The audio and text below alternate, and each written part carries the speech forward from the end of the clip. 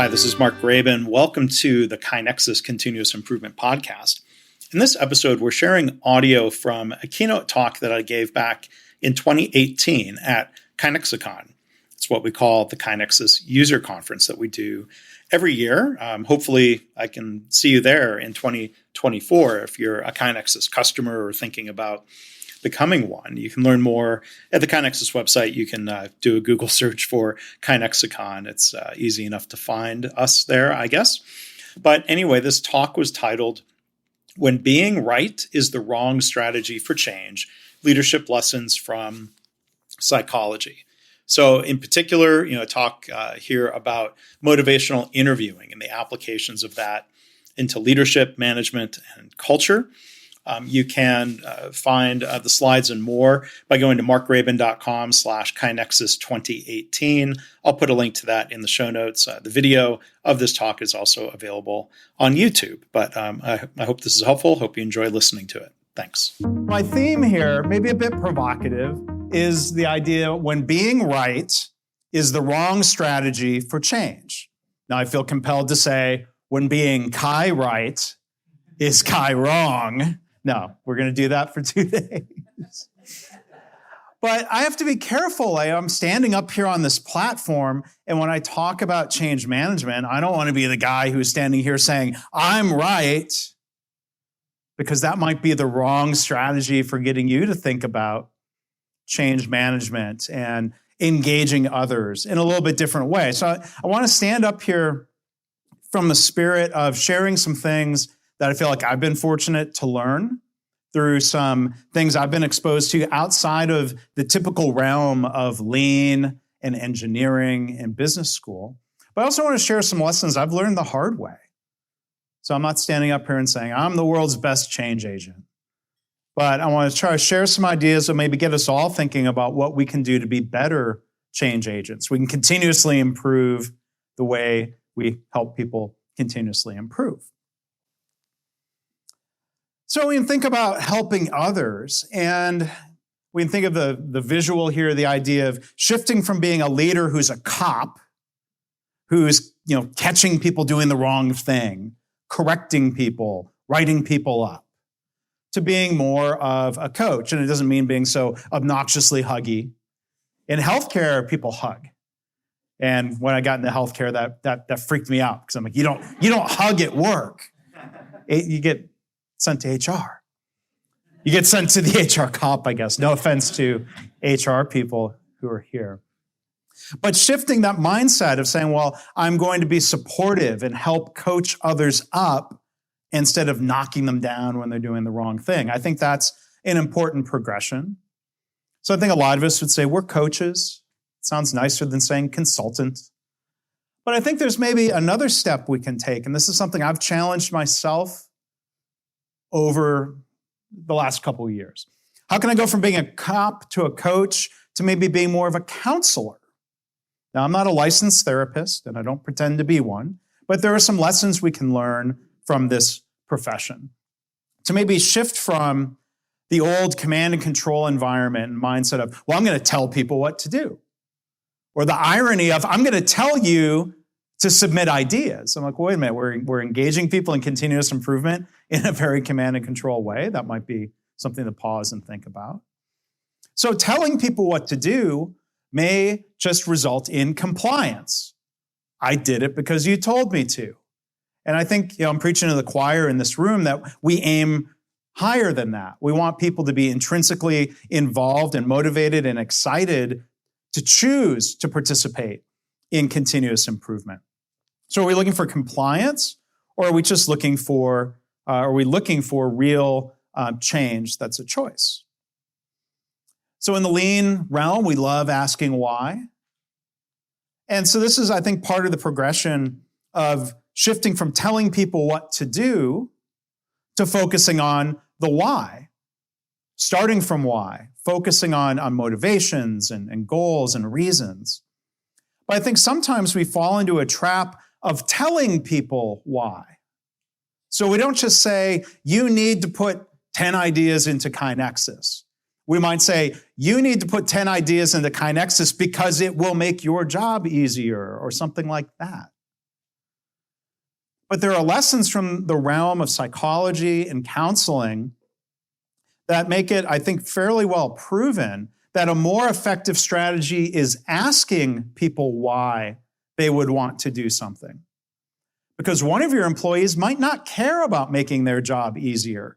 So you telling them you should participate in Kaizen because it makes your job easier may have zero connection to them as an individual. Another employee might really resonate with that.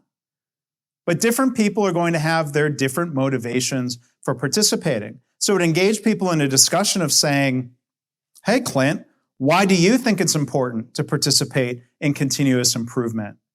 Is a more effective strategy for engaging people and leading to action, which is, I think, what we want as leaders and change agents. So we could ask why. I hear a lot of questions that start with why. Why aren't more leaders embracing lean management? Sometimes the fingers are being pointed in a different direction. Why aren't employees speaking up with ideas? Ethan Burris, who's joining us tomorrow, has done a lot of great research at UT about why employees choose to not use their employee voice. And I'm sure he's going to share a lot of great things with us. Why are some employees not using KaiNexus? I bet that's something some of you might be struggling with or wondering about. Related to my new book, and you might ask, why aren't people using control charts? Why aren't people using statistical methods to analyze their metrics? We do this within KaiNexus. Does anyone else use the KaiNexus control chart functionality? I hope, please. Some of you, all right, some of you do, right? So I might say, this is the right way to do metrics, but that runs the risk of creating pushback.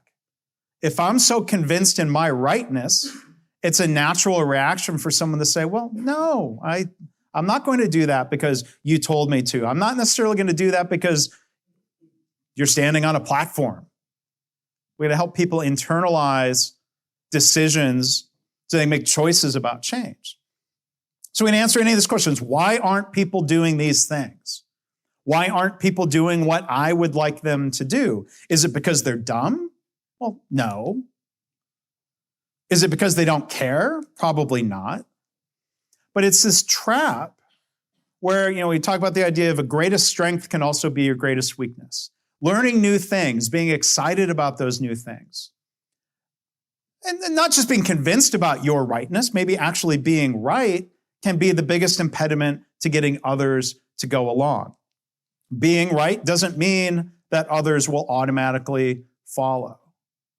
And so as an engineer, other people say this too, I heard people describe themselves as recovering engineers. Like, well, what do you mean? Well, engineering school is really focused on calculating the right answer. Now, you emphasize teamwork and projects and things, but there's this kind of level of certainty that doesn't necessarily apply in the workplace. So we can focus not so much on coming up with the right thing to do, but also think about how we engage others. I love this quote, and I use it a lot. The late Peter Schultes. People don't resist change, they resist being changed. And there is a lot of really solid psychology behind this. When people are being resistant, we shouldn't blame them. We might maybe step back or look in the mirror and ask, well, does that mean people are being resistant to my idea? And again, instead of judging them for not going along, we can maybe kind of turn that around and ask, well, what can we do to better engage them? I think there's a provocative question that comes from the field of counseling. Do we, as leaders or change agents, do we want to be right, or do we want to help others change? And I've struggled with this, and I've reflected on this. So I can sit down behind a keyboard, Mr. Blogger, internationally recognized. I mean, somebody in Toronto once said, "Hey, are you Mark Graban?" And I'm like, internationally recognized. Do we want to be right? I've written blog posts where I look back and say, boy, I was writing that. I was on fire. I was on a rant. I was right. And I think, boy, did that article really do anything to create positive change in the world? It feels good to write something or say something that says, boy, I'm right. But I'd like to see more change in the world than just sitting back and feeling satisfied that, well, I was right. So I was real fortunate at a conference a few years ago. I met a licensed social worker. I was at the Lean Startup Conference. And there was a social worker who was starting a nonprofit startup. And it was kind of a speed networking chance encounter. And we started talking, what do you do? What do you do? And I talked about Lean and trying to help people change. And she said, I think you'd be interested in this book about counseling. I've never read a book about counseling. I've never read a psychology textbook. And there's a comparison to kind of tee it up. Traditional counseling, addiction therapy, is often built around the idea of telling the patient or the client that they're wrong. You need to stop doing such and such. You need to start doing this. That creates sort of an equal and opposite reaction of pushback. And so counselors have learned they can't fall back on being correct. Telling somebody they should stop doing something doesn't really impart new information to the person that counselor is trying to help. This is the challenge of an addiction. But even think of something a little bit, maybe a little bit more benign. My dentist or the dental hygienist will tell me, you need to floss more. I've heard that 3 times a year for as long as I can remember. They are right that I should floss more, but that doesn't necessarily help me change. So I think there are lessons around the idea we can't make others change.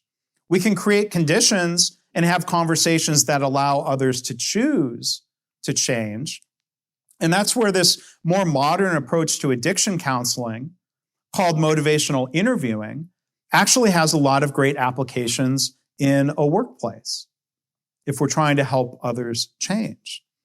So we recognize that change is a process. It's not like flipping a light switch. It's a process we can help people work through.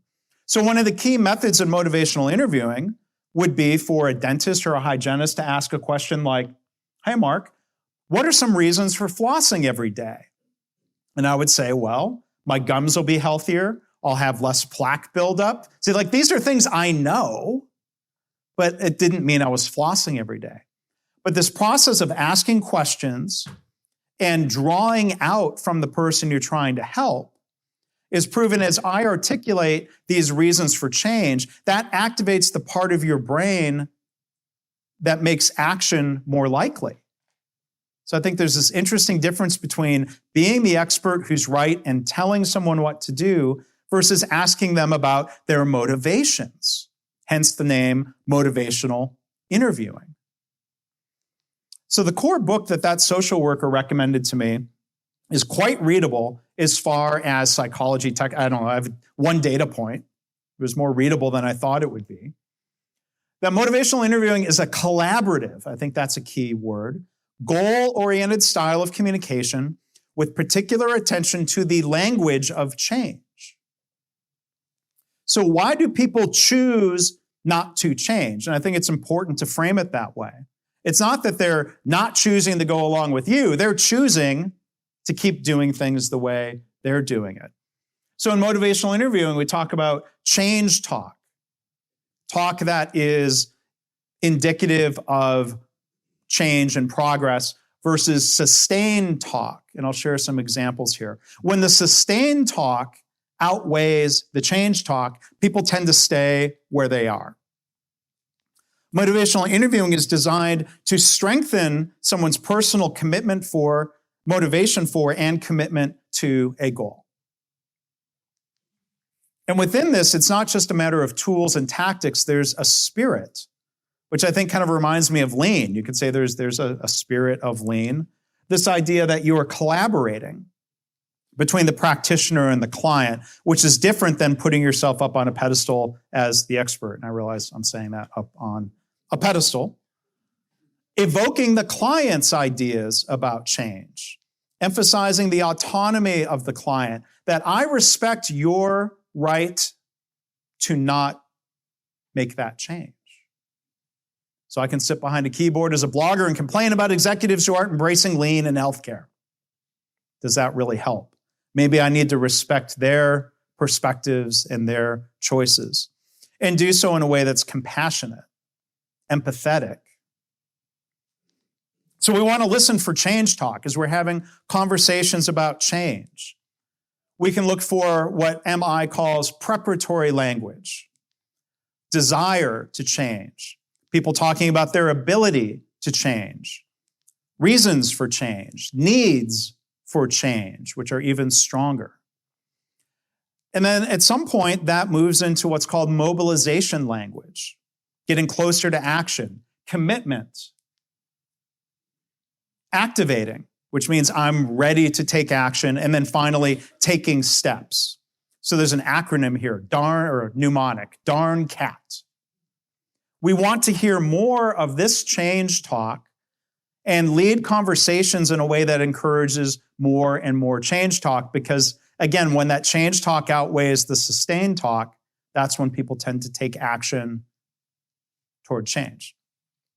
There are skills in motivational interviewing. Here's another mnemonic, OARS. Open-ended questions. We hear a lot about this in lean coaching. We want to lead by asking questions. We want to ask Socratic questions, and that's good. But motivational interviewing kind of helps expand upon that. We can actually make statements that are helpful that aren't open-ended questions. There's a time and a place for giving affirmations, giving reflections, building upon what someone has said through supportive statements and providing summaries of what you're hearing. So people might say, well, but those people are just being resistant. It's like, you can spare me the psychology mumbo jumbo. Those people they hate change. They're being resistant. Motivational interviewing teaches us, and this is the book I would actually recommend as a first read, Motivational Interviewing for Leadership, a book about applications in the workplace. That resistance is too often a term that seems to treat a normal part of the change process as something pathological, without thinking about how we as leaders might be contributing to that issue. So I think one of the key takeaways is to stop blaming others for being stuck in the process of change. There are stages of change. Change is a process. It's not an event. Some of these things we might describe as resistance are a part of a process that we all naturally work through. My thought process of deciding I am going to floss before bed every day, or I am going to floss after every meal. There's that pre-contemplation. I'm not even aware of there being an issue.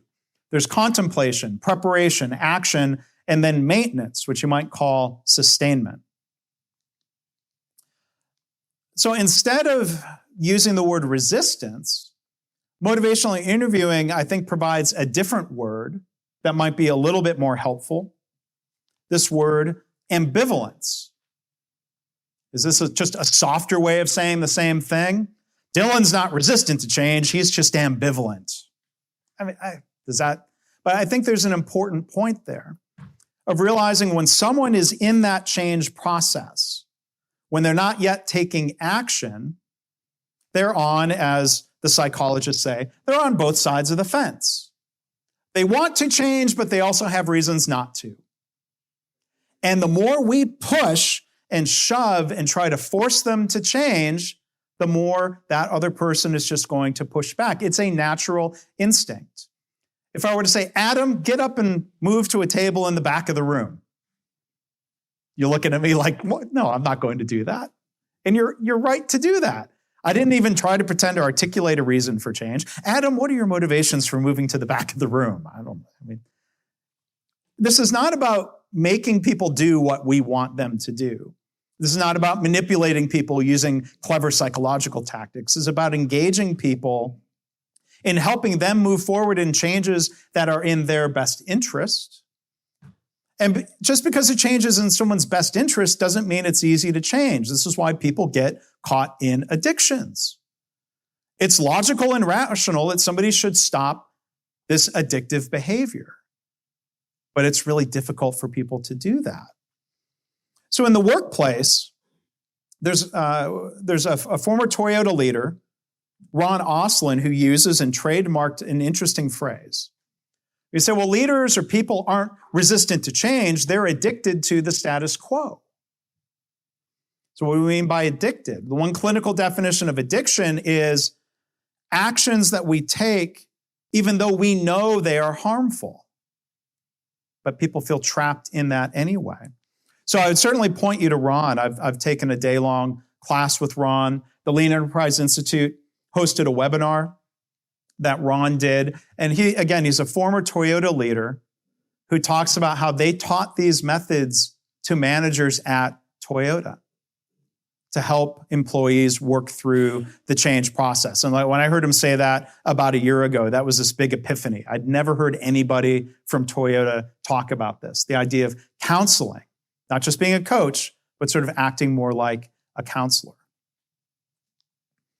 So when I think of my own ambivalence, change talk might include, and I will struggle with this over the next 2 days, I need to stop playing with my phone. I should pay attention. I want to be more respectful to people. But then, not in this exact setting, there might be sustained talk. Well, I'm not needed in this meeting anyway. I might rationalize or excuse the bad behavior. So if I'm trying to help myself, or if somebody's trying to help me with this, instead of just telling me or scolding me, put the phone away, which might lead to some compliance, we'd have a conversation about, Mark, what are your motivations for not playing with your phone so much when you should be paying attention? That's a conversation.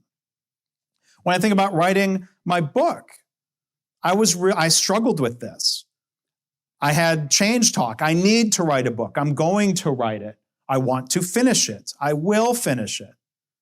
That's change talk. But then there was also sustained talk. Well, but I'm busy.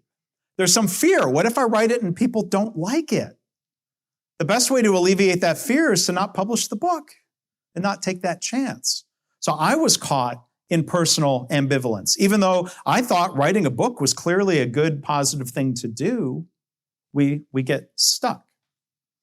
So one thing that was really helpful to me was not a licensed counselor per se, but a book coach. I think as coaches, you have an appreciation for how a coach can help you and not just being the coach to others. So one thing my book coach recommended, and she helped with the writing process and motivation, and she was someone I could talk to about fears and uncertainties about the book. And one thing she suggested to her authors, which reminds me of motivational interviewing, and this might seem corny as all get up. Jeff, don't judge me for my corniness. I created this document, and I printed it out, and I put it on my desk, this daily pledge, and I'm not going to read the whole thing. So I didn't just print this out and post it on the wall, because then it becomes wallpaper that we ignore and tune out. But going through the process of actually saying these words out loud is a great lesson for motivational interviewing. This idea of not change thought, but change talk. That there's something in the connections of our brains when we say things out loud that are change talk that activates our brain in a way that pushes us forward. That's really helpful. And I think this was helpful of giving those reminders and talking about motivations and commitments that I was really just making to myself to try to hold myself accountable. So I think these ideas are helpful thinking of your own motivations and ambivalence. But I think in the workplace, it's more likely that we're trying to help others get past their own ambivalence. So one of the things we have to be really careful about is what motivational interviewing calls the writing reflex. To try to ignore or not fall into that trap. As motivational interviewing calls it, the writing reflex is the desire to fix what seems wrong with people and to set them on a better course, relying in particular on directing. Mark, put your phone away. That's directive. That creates pushback. And I don't think it's because I'm uniquely oppositional. It's just this equal and opposite reaction. If you tell someone to do something, their brain immediately goes to why they don't have to or why they don't want to. And triggering that thought, or it may come out as talk, about why they don't want to, that sustained talk actually hampers their progress in that change cycle. So rather than beating people up for being resistant, we shouldn't necessarily beat ourselves up for falling into this trap of the righting reflex. It is human nature to tell others what to do. It's well intended. You may have that other person's best interests at heart. It's well intended. You're trying to be helpful, but the trap is it doesn't work, or it's far less likely to work than this process of engaging people in their motivations. A year ago, I was here in Austin at the Lean Coaching Summit, and there was a really inspirational group up on stage from a nonprofit called Beyond Emancipation. You remember this group. They help kids who have aged out of the foster care system and are kind of left on their own, and they have a lot of struggles, and they need a lot of help. The woman from this organization was reflecting, and she said, I spent 8 years telling foster kids what to do, and it was exhausting. She didn't frame it necessarily in the context of motivational interviewing, but I thought, well, that sounds familiar. It was well intended. They're a nonprofit full of loving, caring people who are trying to help others. And through their own process, they came to reflect and realize those well-intended behaviors weren't really helping the foster kids change. And that was really their mission and their passion. So what does work is evoking people's motivations. I'll share some examples of this briefly. Guiding that conversation in a way, and actually doing more listening than talking. You want to increase the amount of change talk that you hear and try to reduce or steer people away from their sustained talk if they're falling into that trap of talking themselves out of changing.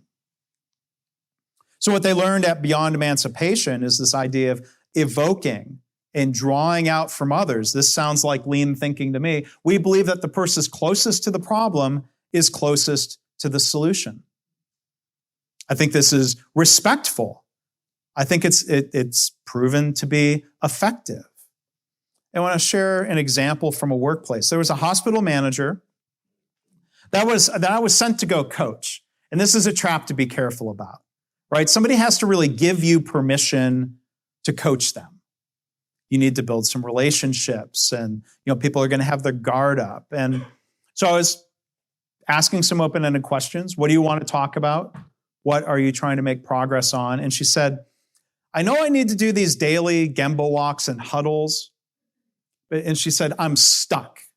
And I thought, that makes me think of motivational interviewing. She wasn't being resistant to lean management practices. She was stuck in this state of ambivalence. So I could have stood there and said, well, you need to do that every day. This is proven to be effective, doing these daily Gemba walks. If I went into telling expert mode, that's probably not really going to be helpful. It feels good. It's tempting. It's an instinct. So I heard change talk. She would say things like, well, I need to do those huddles every day. And so I might give an affirmation that says, well, you're really trying. This means a lot to you.